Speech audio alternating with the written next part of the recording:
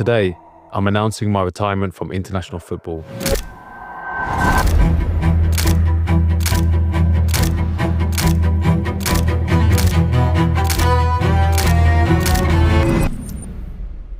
In 2015, a phone call from the late Stephen Keshi changed my life.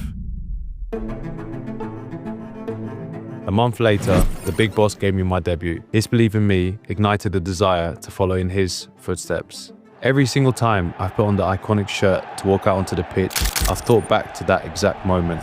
Going on to captain the Super Eagles was beyond my wildest dreams. Nigeria took me in and trusted me to lead and represent a nation of 230+ million. From a boy born and raised in the Netherlands to the Oyibo Wall and eventually Schiphol is a privilege I will always hold close to my heart. To have achieved 83 senior caps, played in 5 major tournaments, won 3 medals, and broken a few records, I have really lived my dream. A bronze medal at the Rio 2016 Olympics, followed by playing at the 2018 World Cup in Russia, and 3 incredible AFCON tournaments, with a bronze and most recently a silver medal, will remain unforgettable. Being able to lead Nigeria through the 2023 AFCON, scoring in the final, and being named player of the tournament was something so special.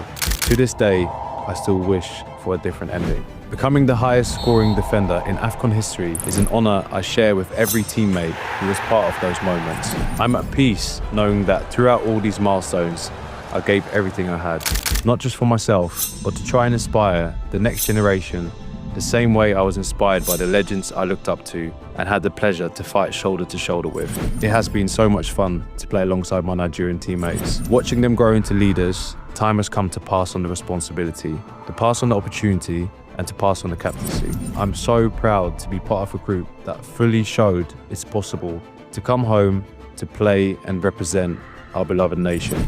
None of this would have been possible without the people around me. To every coach, member of staff, and most importantly, my teammates and now brothers, past and present, who have been part of my international journey, thank you. To the Nigerian fans, the heartbeat of Nigerian football, your support has carried me through every high and every challenge. This isn't a final goodbye. My work within Nigerian communities continues, just as my love and passion for the team will never fade. The last decade has been filled with commitment, pride, and unforgettable memories. Wearing the Super Eagles shirt has been more than playing football. It has been a duty, a privilege, and an honor. Welcome to What's on My Mind on Toyin Ibitoye TV. Today, I'm doing an appreciation video for William Troost Ekong. The last couple of weeks have been a struggle for me, sports-wise. Since the 2026 World Cup playoff loss to Congo Democratic Republic, I have been on exile, self-imposed exile, trying to recover from the disappointment. But I am forced out now because of another heartbreak, which is the retirement of William Troost Ekong, the guy I love to call Trusted Troost. In the wake of that disappointing outing in Rabat during the World Cup playoffs, there has been widespread insinuations that Ekong will throw in the towel and call time on his international career. But I, for a number of reasons, hoped that it would not happen now.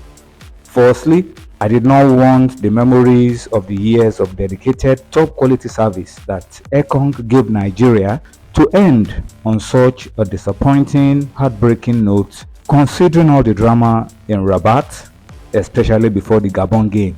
Secondly, I believe that Ekong has enough in him to lead the Super Eagles to a few more games. Even if he wasn't starting games, his leadership and maturity off the pitch will be useful and come in handy on such occasions.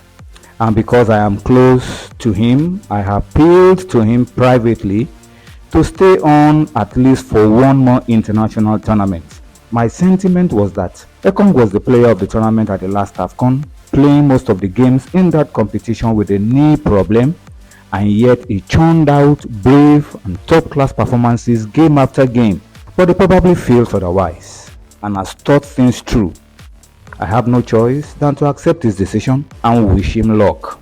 So let me just quickly highlight some of the moments I had with Ekong in the national team while I served as the team's media officer for close to 6 years. While I worked as the Super Eagles media officer, Ekong was always one of the earliest players to arrive in camp, completely tuned on for the assignment ahead. He was always ready to listen to suggestions and fully committed to improving his game.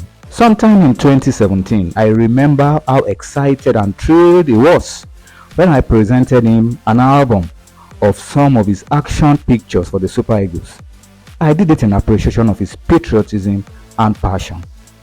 In 2018, during the build-up to the World Cup, I cannot also forget how happy he was when I sent him a picture of Harry Kane and himself swapping jerseys. I took that picture after the pre-World Cup friendly game between England and Nigeria in Wembley. He loved that picture because I believe he had a childhood relationship with the Englishman.